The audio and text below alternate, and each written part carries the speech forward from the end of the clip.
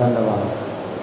तो इस श्लोक में जो भगवान अंतिम शब्द कहते हैं, भजस्व मां, मेरा भजन करो।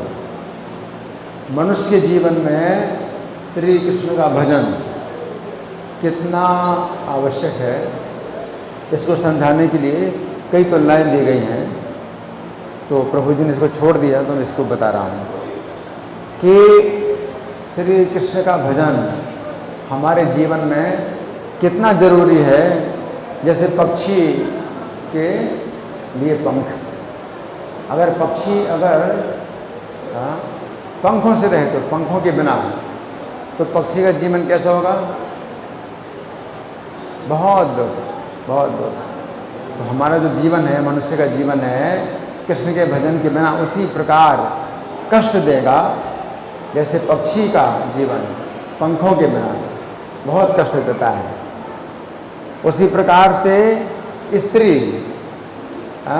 अगर पति के बिना होती है तो बहुत कष्ट पाती है, तो पति से रक्षा प्राप्त होती है।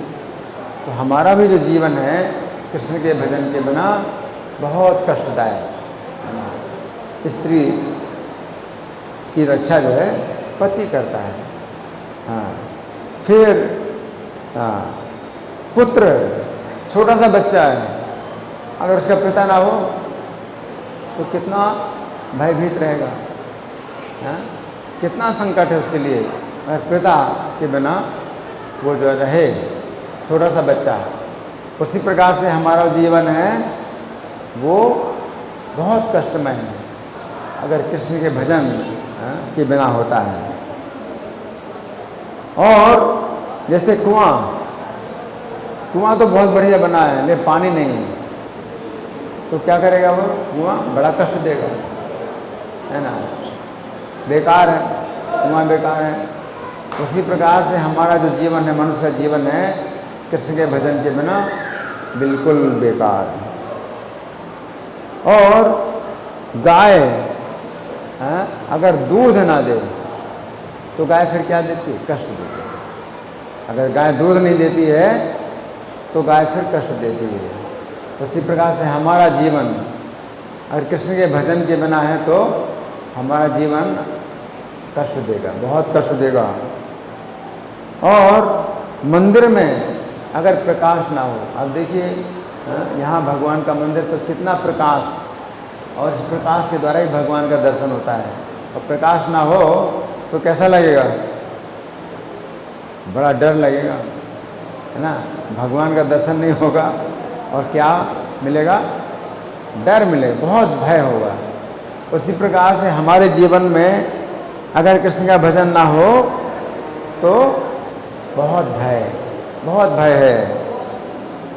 उसी प्रकार से वृक्ष अगर फल ना हो तो वृक्ष बेकार है, कोई फायदा नहीं है बिना फल का।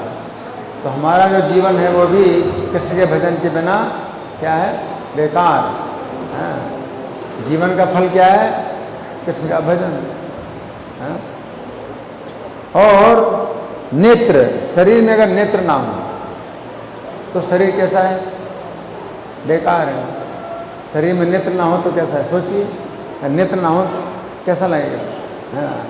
उसी प्रकार से कृष्ण के भजन के बिना हमारा जीवन कैसा है? बिल्कुल बेकार है ना, जीवन अंधा है। और पृथ्वी में अगर वर्षा ना हो तो फिर क्या होगा? बहुत कष्ट मिलेगा। पृथ्वी वर्षा ना हो, अन्न पैदा नहीं होगा, बहुत कष्ट मिलेगा। उसी प्रकार से जीवन में अगर भजन ना हो तो क्या मिलेगा? बहुत कष्ट मिलेगा, है ना। उसी प्रकार से कोई पंडित है तो पंडित तो नाम है भाई, पंडित जी बड़े पंडित, शास्त्र का ज्ञान ना हो तो बेकार है, बड़ी निंदा की बात होती है। शास्त्र का ज्ञान नहीं है और पंडित कहलाते हैं। उसी प्रकार से कृष्ण का भजन नहीं है और मनुष्य का जीवन क्या है? बहुत निंदा की बात है। आपको मनुष्य का जीवन मिला और कृष्ण का भजन नहीं होता है तो बहुत निंदा की बात है। तो यहाँ पर भगवान कह रहे हैं अनित्यम सुखम लोकम इमं प्राप भजस्व माम। ये संसार अनित्य है और इसमें सुख नहीं है। अब आप सुख बनाने की कोशिश करेंगे तो आज की टेक्नोलॉजी बहुत सुख बनाने की कोशिश कर रही है, जो दुख दूर करने की कोशिश कर रही है। जैसे गर्मी है तो सभी एसी चला रहे हैं, तो सोच रहे हैं कि भाई गर्मी दूर हो गई है। कोई बीमारी है तो उसकी बहुत तरह की दवाइयाँ, हॉस्पिटल सब बना रहे हैं, सब दुख दूर करने के उपाय हैं। लेकिन दुख दूसरे रूप में आएगा। इस संसार दुख का है और दुखों की बहुत वैरायटी है। आपने दुख का एक जो है दूर आपने किया तो और हजारों वैरायटी हैं दुख की, वो आएंगे, है ना। तो इस भौतिक संसार में हर व्यक्ति के ऊपर जो है बहुत तनाव है ना। तनाव से भरा जीवन है, आप सुखी नहीं हो सकते। आपने अगर एक दुख दूर कर लिया तो दूसरा दुख आएगा, दूसरा, तीसरा, चौथा। ये जो दुखालय में है उसी प्रकार से जैसे वस्त्रालय कोई कपड़े की दुकान होती है, वस्त्रालय, तो वस्त्र ही वस्त्र, कितनी वैरायटी के कपड़े हैं, आप गिन नहीं सकते कितनी वैरायटी के कपड़े हैं। उसी प्रकार से भौतिक संसार जो है दुखों का है, कितनी वैरायटी के दुख हैं आप नहीं गिन सकते। एक प्रकार का दुख दूर करोगे तो कितनी और वैरायटी के दुख मिलेंगे, कितनी वैरायटी के दुख मिलेंगे। और विशेष कलयुग में और कई प्रकार की आधियाँ और व्याधियाँ हैं, संख्या बढ़ती जा रही बीमारियों की संख्या बढ़ती जा रही है। और आधी का मतलब मानसिक बीमारियाँ भी जो है बढ़ती जा रही हैं, है ना। तो अगर कृष्ण का भजन नहीं करते हैं तो इस भौतिक संसार में आप अगर मनुष्य के जीवन को उसी में ही मतलब बिता देते हैं, दुखों को दूर करने में बिता देते हैं, और क्या होता है कि इसी संसार में फिर पड़े रहते हैं और संसार को पार नहीं कर पाते। जैसे कि नौका है, कि मनुष्य का शरीर नौका है और नौका तो अब टूट रही है, कमज़ोर नौका है। किसी प्रकार से आप इसको आगे बढ़ाओ तो तट तक पहुंचा दो, जब तक ये नौका टूटे तब तक आप तट में अगर पहुंच गए तो आपकी रक्षा हो जाएगी। लेकिन आप नौका को ही ठीक करने में लगे हो और तट के तरफ नौका को नहीं बढ़ा रहे हो तो नौका बीच में टूटेगी ही और फिर डूबेंगे। तो संसार समुद्र से जो है पार करने के लिए आपको मनुष्य का जीवन प्राप्त हुआ है नौका के रूप में, लेकिन ये नौका अनित्य है,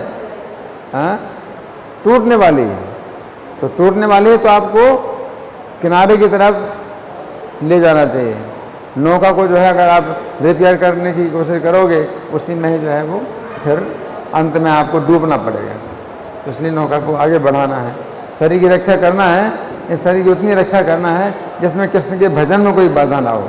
तो शरीर की रक्षा भी करो और कृष्ण का भजन भी करो, दोनों हैं।